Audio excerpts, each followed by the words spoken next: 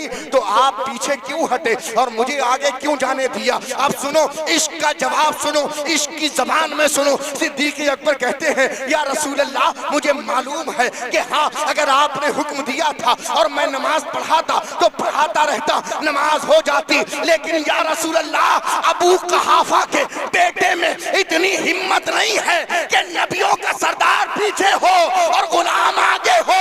ये सिद्दीक को बर्दाश्त नहीं, इसलिए कि परवाने को चरा, बुलबुल को फूल बस, सिद्दीक के लिए है खुदा का रसूल बस। नारे तकबीर, नारे रिसालत, फैज़ाने गौसे आज़म। नमाजों में सजदे उन्हीं के कबूल होते हैं जिनके दिल में अल्लाह के रसूल होते हैं। सुभान अल्लाह, सुभान अल्लाह। वक्त बहुत आगे चला गया है। मैं जो बताना चाहता था, कभी कभी बात ऐसी निकल आती है कि जिस तरफ निकल आए बहते चले जाओ, इसलिए कि ये अहादीस करीमा है। बस हजरत आपकी दुआएं हैं। अगर रसूल का जिक्र हो रहा है, ये बहुत जरूरी है। जी बेशक, लेकिन सबसे जरूरी यही है, हजरत की तरफ से ये सनद मिली है कि बात बहुत अच्छी हो रही है। इसलिए कि बात अच्छी क्यों ना हो, इसलिए कि खलीफा अव्वल का जिक्र चल रहा है। सुभान अल्लाह, खलीफा अव्वल का जिक्र चल रहा है। अगर यही बात निकल आई है तो एक हदीस, प्यारी सी एक हदीस और सुन ले। अली गौहर साहब किबला, एक प्यारी सी बात, एक प्यारी सी बात। एक सहाबी है, नबी नमाज पढ़ाते हैं, एक ही जगह मुतय्यन है, वहीं आकर खड़े हो जाते हैं, एक ही जगह। हालांकि उलमा फरमाते हैं मस्जिद में एक ही जगह मुतय्यन नहीं करना चाहिए, मुतय्यन नहीं करना चाहिए, इसलिए कि वो किसी की खरीदी हुई नहीं है, जो पहले आ जाए वो बैठ जाए। वो सहाबी हैं, वहीं आकर बैठ जाते हैं। किसी ने पूछा क्या बात है कि तुम एक ही जगह पर खड़े हो जाते हो? फरमाते हैं मैं यहाँ इसलिए खड़ा होता हूँ कि जब नबी अल्लाह अकबर कह के हाथ बांधते हैं तो मैं चोरी चोरी मुस्तफा को देखता रहता हूँ। सुभान, चोरी चोरी मुस्तफा को देखता रहता हूँ, यहाँ से मुस्तफा का चेहरा नजर आता है। अल्लाह अकबर, ये सुन्नियों का अकीदा है कि मुस्तफा को अगर नमाज में देखो तो नमाज मुकम्मल होती है। तभी तो हम कहते हैं या रसूल अल्लाह, इश्क तेरे सदके चलने से छुटे सस्ते, जो आग बुझा देगी वो आग लगाई है। सुभान अल्लाह, सुभान अल्लाह। वही बाबा, जो आग बुझा देगी वो आग लगाई। क्या बात है। मुस्तफा को नमाज में देखना इतना पसंद था कि यहाँ से मुस्तफा का चेहरा बड़ा अच्छा नजर आता है, देखता रहता हूँ, चोरी चोरी से नमाज पढ़ता हूँ, मुस्तफा के चेहरे को देखता रहता हूँ। लेकिन मैं बताना ये चाहता था कि सिद्दीक का दर्जा क्या है। सुना, समाअत किया। अगर आप नहीं समझ पाए तो एक और रिवायत, बड़ी मशहूर रिवायत, नबी ने इरशाद फरमाया अबू बकर से, अबू बकर ये लो मेरी अंगूठी और इस पर ला इलाहा इल्लल्लाह लिखवा कर लाओ।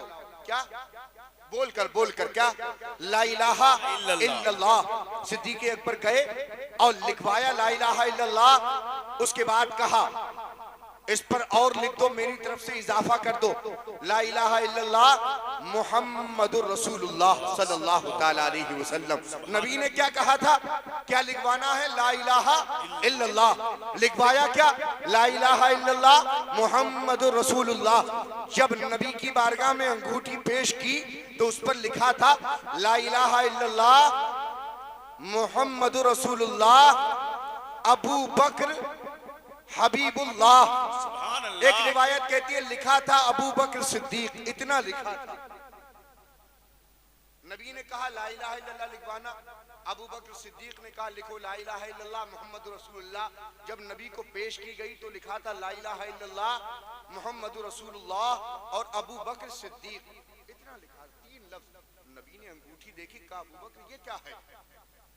या रसूलल्लाह आपने लिखवाने के लिए कहा था। कहा मैंने कहा था ला इलाहा इल्लल्लाह लिखवा कर लाओ। कहा या रसूलल्लाह ये जो इजाफा है ना मोहम्मद रसूलुल्लाह का, वो मैंने अपनी तरफ से किया है। कहा क्यों किया है? कहा या रसूलल्लाह मुझे ये गवारा नहीं है कि अल्लाह का नाम हो और आपका नाम उसके नाम से जुदा हो, ये मुझे बर्दाश्त, ये मुझे गवारा नहीं है कि अल्लाह का नाम हो और साथ में आपका ना हो, ये मुझे गवारा नहीं। तो नबी ने कहा चलो अच्छा इतना ठीक था, ला इलाहा इल्लल्लाह मोहम्मद रसूलुल्लाह, ये अबू बकर सिद्दीक क्यों? तो कहा या रसूलल्लाह ये तो मुझे मालूम भी नहीं है ये तो मैंने लिखवाया ही नहीं है, मैंने तो सिर्फ कहा था लिखो ला इलाहा इल्लल्लाह मुहम्मद रसूलुल्लाह। इतनी बात चल रही थी, सिदरा नशीन हजरत जिब्रील आते हैं और अर्ज करते हैं या रसूलल्लाह परेशान ना हो। अबू बकर ने इतना ही लिखवाया था ला इलाहा इल्लल्लाह मुहम्मद रसूलुल्लाह का। फिर अबू बकर का नाम किसने लिखा? का अबू बकर का नाम मैंने लिखवाया है और अल्लाह के हुक्म से लिखवाया है। का क्यों? का इसलिए कि जब अबू बकर को ये गवारा नहीं है कि अल्लाह के नाम के साथ तुम्हारा नाम जुदा रखा जाए, तो रब को भी ये गवारा नहीं है कि तुम्हारे नाम के साथ अबू बकर का नाम जुदा रखा जाए। नारे तकबीर, नारे रिसालत, फैज़ाने हजरत अबू बकर सिद्दीक, नारे तकबीर, सुभान अल्लाह। का अबू बकर को गवारा नहीं कि आपके नाम के साथ रब का नाम ना हो, तो रब को भी गवारा नहीं है कि आपके नाम के साथ अबू बकर का ना हो। सुभान अल्लाह, है कि नहीं? हज़रत अबू बकर सिद्दीक बताना शानदार, बहुत था, शानदार। इतनी अजमत, इतनी रफ़अत, इतनी करामतों का ताज रब ने सिद्दीक अकबर के सर पर रखा, लेकिन उसी सिद्दीक के दिल में जब खौफे खुदा पैदा होता है तो सिद्दीक अकबर कहते हैं काश मैं किसी के सीने का बाल होता तो कयामत के दिन मुझसे कोई सवालो जवाब नहीं होता।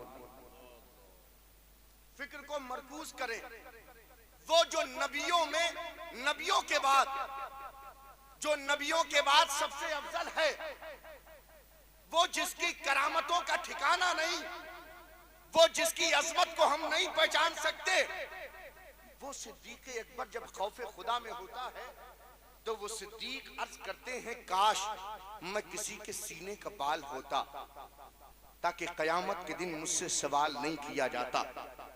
अब एक नजर अपने वजूद पर डालो, सर्दी का एहसास खत्म करो और अपने गिरेबानों में झांक कर देखो कि जो नबियों के बाद सबसे अफजल है उसकी तमन्ना ये है कि मैं किसी के सीने का बाल होता ताकि कयामत के दिन सवालो जवाब मुझसे न होता। अब हमारी जातें जिनका दिन है तो गुनाहों में, जिनकी रातें हैं तो गुनाहों में, जिनका लम्हा लम्हा गुनाहों में गुजरता है, ऐसा खौफ हमारे दिल में कभी पैदा नहीं हुआ, ऐसा खौफे खुदा कभी हमारे दिल में नहीं आया, कभी हमने ऐसी तमन्नाएं नहीं की, जबकि हमारा पूरा वजूद गुनहगार है, हमारी आंखें गुनहगार, हमारी जबान गुनहगार, हमारे हाथ गुनहगार, हमारे कदम गुनहगार, हमारा पूरा वजूद गुनहगार है, लेकिन ऐसा खौफ हमारे दिल में कभी पैदा नहीं हुआ। वो जो नबियों में, नबियों के बाद सबसे अफजल है, वो कहता है मैं किसी के सीने का बाल होता। कभी कहता है ए चिड़िया मजे तो तेरे हैं, जब मर्जी चाहती है एक डाल से उठकर दूसरे डाल पर चली जाती है, एक शहर से दूसरे शहर उड़ जाती है, फंसे तो हम हैं, कयामत के दिन सवाल हमसे होना है। अब जरा सोचो, सिद्दीक अकबर की गुलामी का दम भरते हो, सिद्दीक अकबर की गुलामी के नारे लगाते हो, सिद्दीक अकबर को अदब के साथ याद करते हो, सिद्दीक अकबर का जिक्र करने बैठे हो, सिद्दीक अकबर का जिक्र सुनने बैठे हो। अरे जिस सिद्दीक का जिक्र सुन रहे हो उसके दिल में ऐसा खौफे खुदा है, जबकि वो नबी के करीब है। नबी ने कहा है सिद्दीक जन्नती है, और जिसे मुस्तफा जन्नती कहते हैं वो कभी भी कभी ऐसा नहीं हो सकता कि वो जन्नती ना हो। कसम खुदा की, अगर वाकई सिद्दीक के गुलाम हो, अगर उनकी गुलामी का दम भरते हो तो उनकी जिंदगी से ये सीख लेकर जाओ, अमल कितने भी अच्छे हो लेकिन भरोसा मुस्तफा की जात पर हो। सुभान अल्लाह, सुभान अल्लाह। अमल खौफे खुदा कैसा होना चाहिए दिलों में? सिद्दीक अकबर जैसा। अगर खौफ पैदा हो जाए तो इंसान अपनी जिंदगी को संवारने के लिए तैयार हो जाएगा, इंसान की जिंदगी संवरती हुई नजर आएगी, इंसान की जिंदगी निखरती हुई नजर आएगी। अल्लाह तबारक व तआला ने इनकी सीरत मुबारका को ऐसा अपने नबी के सदक़े ऐसा सवारा है जिनकी रातें हैं रब की बारगाह में, रब की इबादत में गुजरती हैं, रब की रियाजत में गुजरती हैं, एक हम हैं।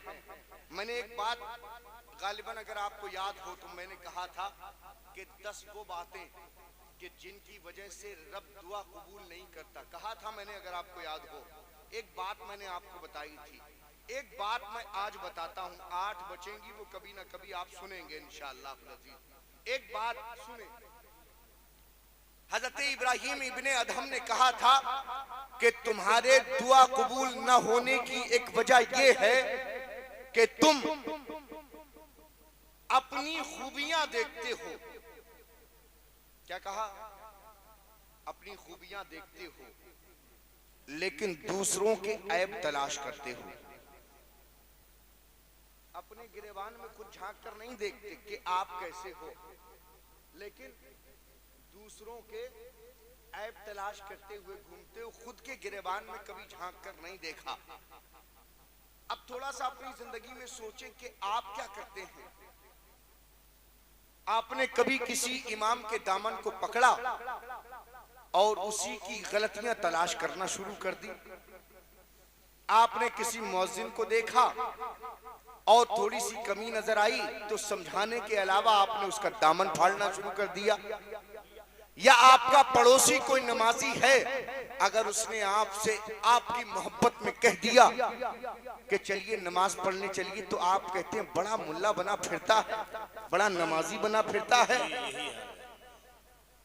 नमाजी बना फिरता है। आप अपने आप को नहीं देखते, ना अपने ऐबों पर आपकी नजर है, लेकिन दूसरे में सारी कमियां आपको नजर आती हैं और अपनी जात में सिर्फ खूबियां नजर आती हैं, अच्छाइयां नजर आती हैं। अगर जिंदगी का सही आईना देखना है, अगर जिंदगी को अगर सही मानों में समझना है, तो किसी दिन अपने वजूद को आईना दिखा और आईना दिखाने के बाद अपनी सुबह शाम का मुताला कर, ताकि तुझे पता लग जाए कि जिसकी कमी की वजह से तू उसका दामन फाड़ रहा है ना, उस जैसी हजारों कमियां तेरे दामन में लगी है। सही बात है, सही देख कर देख, जी। कभी आईना दिखा अपने वजूद को, कभी सामने आ आईने के और सिर्फ अपना चेहरा देखकर मत हट जा, अपने वजूद को उस आईने में देख कि तेरा वजूद है क्या। आज मैंने जुब्बा पहन लिया या दस्तार बांध ली तो मेरा भी रवैया ये बन गया है कारी साहब कबिला कि मुझे भी कोई बैठा है तो नमाज नहीं पढ़ता, नमाज नहीं पढ़ता। ये नमाज में बुलाने का तरीका नहीं है। किसी को झंझोड़ कर नमाज में बुलाने का तरीका नहीं है। अगर किसी को नमाज के लिए बुलाना चाहते हो तो दिल की तख्ती उसके राहों में बिछा कर देख, दिल की तख्ती को बिछा, नर्म अल्फाज इस्तेमाल कर और उसके पास करीब आ और उसे बता कि नमाज पढ़ेगा तो क्या होगा। दिखाने के लिए नहीं कि मैं नमाजी हूँ, ये दिखाना नहीं, ये तसव्वुर न कराना, बल्कि सोचना कि मेरी नमाज मैं पढ़ता हूँ, न जाने कबूल है कि नहीं। मैं इसे अपने साथ नमाज में इसलिए ले जाना चाहता हूँ ताकि परवरदिगार आलम मेरे इसी अमल को कबूल कर ले और इसी के सदक़े में मेरी मग़फ़िरत हो जाए। सुभान अल्लाह, सुभान अल्लाह, आमीन सुम्मा आमीन, सुभान अल्लाह। तो मैं कह दूं ज़िशान भाई आते क्यों नहीं नमाज पढ़ने? आरिफ भाई आप भी तशरीफ लाया करें। तो मुझे अपनी नमाजों पर भरोसा नहीं, किसी दिन अगर मैंने तुम्हें नमाजी बना दिया तो मुझे यकीन है अल्लाह तुम्हारे सदक़े में मुझे जन्नत अता फरमाएगा। जी बेशक बेशक बेशक। रब कहता उदउ इला सबीली रब्बिका बिल हिकमा वल मौइज़तिल हसना। हिकमत, हिकमत का इस्तेमाल करना, हिकमत का और अच्छी नसीहत का इस्तेमाल करना है। मेरी बातों से क्या आपका पेट नहीं भर रहा? भर रहा है नहीं? तो मुझे लगता है आपको कॉफी की जरूरत नहीं होनी चाहिए। लेकिन हाँ, मैं एक बात कहता हूँ, अगर सर्दी का एहसास है तो आप ले लें, पीते रहिए, लेकिन जहन मेरी तरफ रहना चाहिए आपका। दो चार जुमलों में मैं अपनी बात को मुकम्मल कर देता हूँ। आज जितनी खवातीन मेरी बात सुन रही हैं, मैं उन्हें ये कहना चाहता हूं, तुम अपनी जिंदगी का जरा तर्जे अमल देखो। एक दूध बांटने वाला भी अगर तुम्हारे मोहल्ले में आता है तो तुम उसे घर के अंदर दाखिल कराती हो। ये मेरा देखा हुआ नहीं है क्या जी? मैं भी तो इसी मोहल्ले से ताल्लुक रखता हूँ। कारी अली गौहर साहब किबला, एक गैर मुस्लिम दूधिया तुम्हारे घर में घुसकर तुम्हें दूध दे रहा है। तुम्हारे लिए बड़ा आसान है, तुम समझते दूध ही तो दे रहा है। परेशानी क्या है? परेशानियां यहां से शुरू नहीं होती, परेशानियां वहां से शुरू होती हैं जब किसी की नजर किसी के साथ टकराती है। ये जवानी है, जवानी, इसे फिसलने में वक्त नहीं लगता, कभी नहीं। तुमने इसको बड़ा आसान समझ रखा, बहुत आसान। और डॉक्टर साहब किबला ने भी मुझे कई ऐसी बातें बताई थी, उनमें से एक बात अगर आपको बुरा न लगे जिक्र कर दूं। आज किसी के यहाँ इंतकाल है, इंतकाल हुआ, उसके बाद अगले ही दिन जवान लड़कियां दूसरों के घरों में पारे मांगने जाती हैं। जाती हैं कि नहीं? पारे मांगने जाती हैं। और उसके बाद जब सोम की फातह हो जाती है, उसके बाद चने देने जाती हैं। जवान लड़कियां घरों में पारे बांट रही हैं और यहां से चने बांट कर निकल रही हैं। ये मत समझना कि जो तुम काम करने गई हो वो नेक है। ये मत सोचना कि पारे देने गए थे, पारे। ये मत सोचना चने देने गए थे। पहले ये देखो कि तुम घर से बेपर्दा निकली हो, और बेपर्दा इंसान, बेपर्दा औरत जब निकलती है तो रब की लानतें पड़ती हैं और हजारों बदमाशों की निगाहें तुम्हारे वजूद पर, तुम्हारे जिस्म पर आकर टिक जाती हैं। तुम अच्छा काम करने नहीं गई हो। पारे बांटना अगरचे फी नफ्सिही मिन वजहिन देखा जाए तो एक अच्छा अमल है, लेकिन जिस अमल को, अच्छे अमल को तुम करने गई हो, शरीयत को अपने कदमों के नीचे रौंद कर गई हो। अमल भी तुम्हारे लिए बुरा है कि नहीं? किसने निकाली है ये बिदअत कि पारे बांटो उसके बाद ये चने बांटो? किसने निकाली है? अरे भाई, कोई मर्द भी तो जा सकता है, अदब के साथ दरवाजा खटखटाए, मर्द ही निकल कर आए, वो बताए, वो अपनी खवातीन से पूछ कर आए, पारे पड़े हुए हो तो दो, नहीं पड़े हो तो एक ले लो, फिर पढ़ देना। ये भी तो तरीका है, साले सवाब का तरीका है कि नहीं? कसम खुदा की, आज यही रोना है, यही रोना है औरतों का कि हम गरीब हैं, अगर हम काम के लिए न जाएं तो क्या करें? गरीब हैं, अगर मजबूरी पर ये काम न करें तो क्या करें? तुम गरीब हो। कभी तारीख पढ़ के देखी है? तारीख में एक ऐसी बच्ची भी है, ऐसा घर भी है कि जब वो बच्ची पैदा होने वाली थी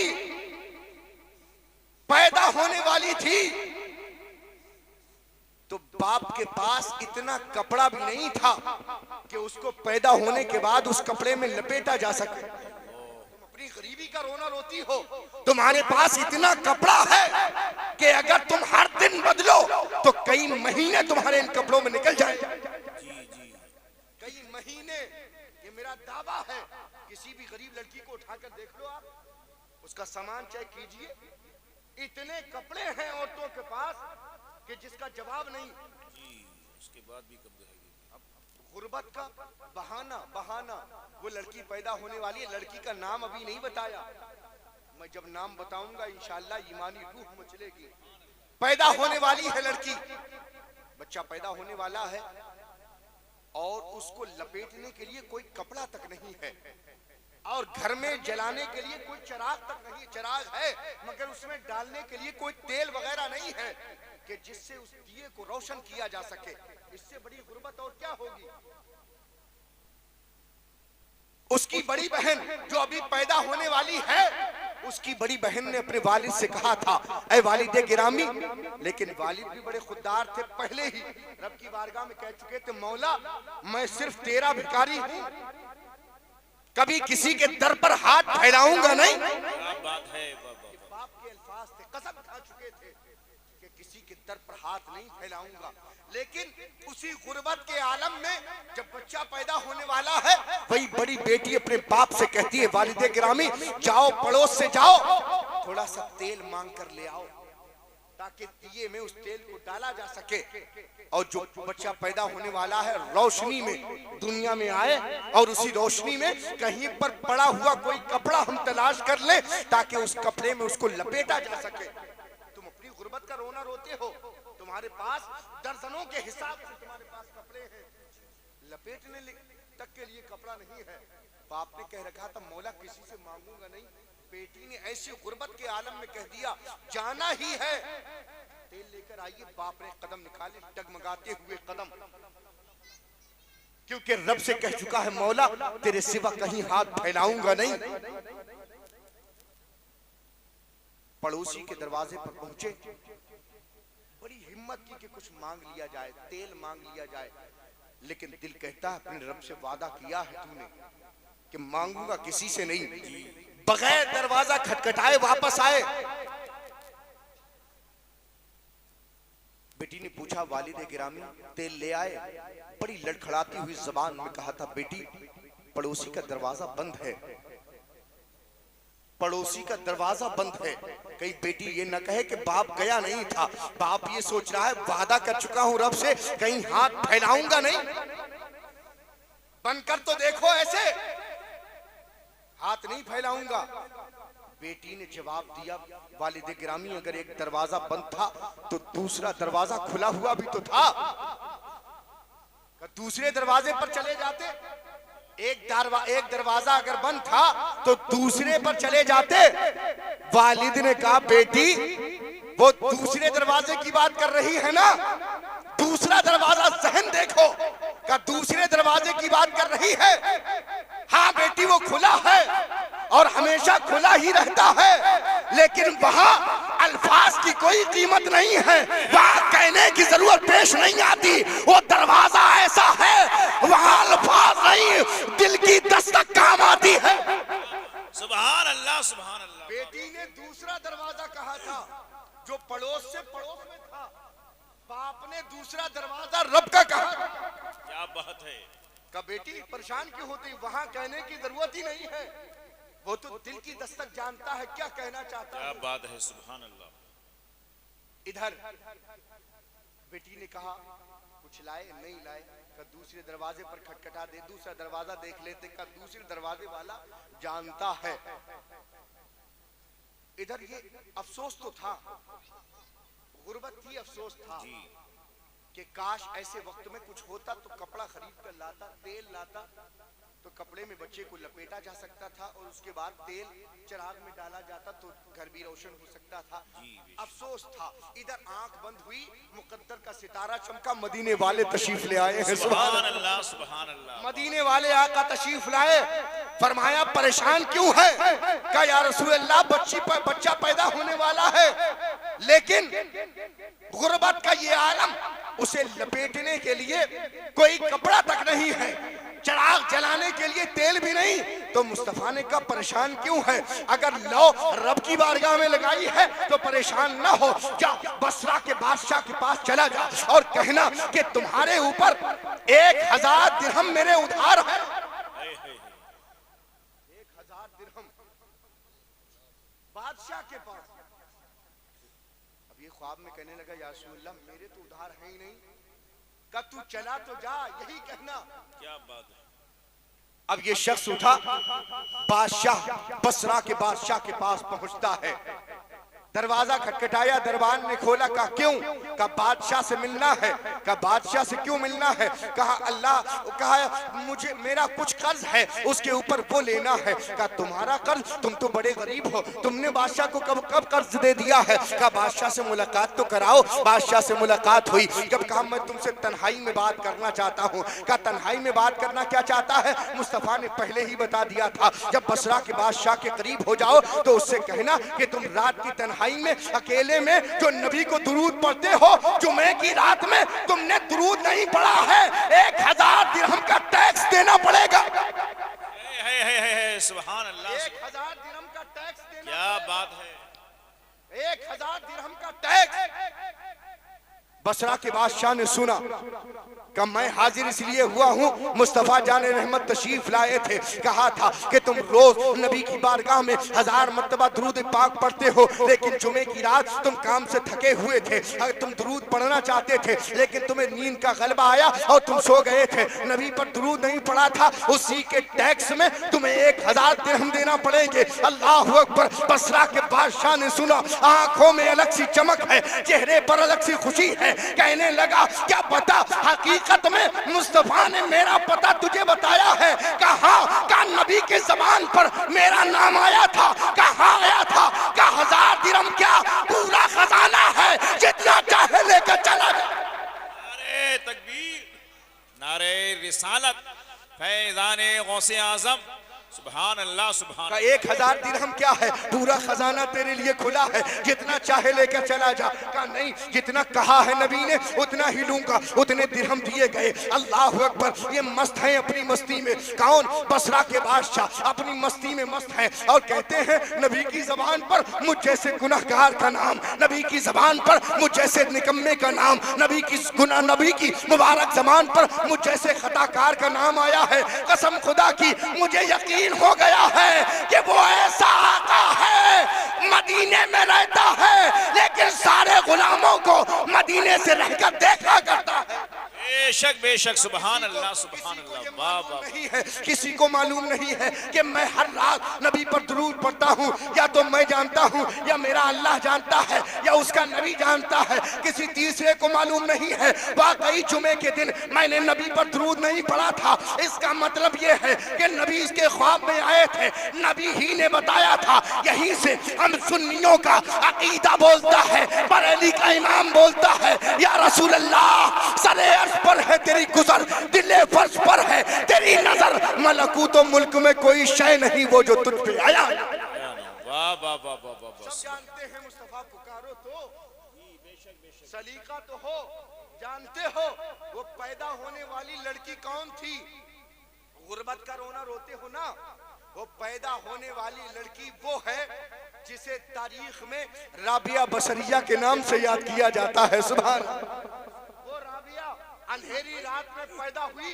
नबी ने कहा कि अंधेरी रात में आने वाली है लेकिन रोशन आफताब बनकर पैदा होने वाली है। पूरी दुनिया इसका जिक्र करेगी, पूरी दुनिया इसका तज़किरा करेगी। और ये दुनिया ही क्या, जब राबिया बसरिया काबे के तवाफ के लिए जाती थी तो काबा भी मक्के की सरहद पर राबिया का इस्तिकबाल करने के लिए आता था।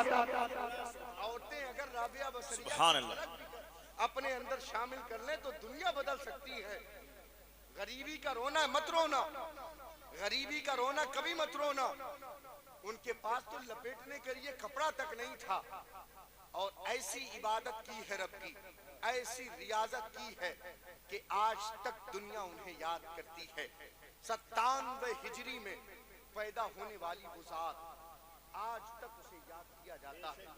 आज तक जी बेशक याद किया जाता है कि नहीं? ऐसे ही नहीं, ऐसे नहीं। एक बात और, टाइम बहुत हो गया, अगर आप बर्दाश्त नहीं कर पाएंगे, जुमे में इंशाअल्लाह, जुमे में इंशाअल्लाह फैजी मियां साहब, फैजी मियां हुजूर के भी चंद कलिमात आपको समाअत करने हैं। बस इतना समझ लें कि अगर हमारे घर की औरतें राबिया बसरिया की सीरत पढ़ लें या उनकी सीरत को समाअत कर लें, अल्लाह की इबादत और उसकी रियाजत का नक्शा अगर राबिया बसरिया की जात में देख लें तो इंशाअल्लाहुल अजीज पूरी दुनिया का माहौल बदल सकता है। आज पूरी दुनिया का टारगेट मुस्लिम औरतें ही हैं, ये समझ लें।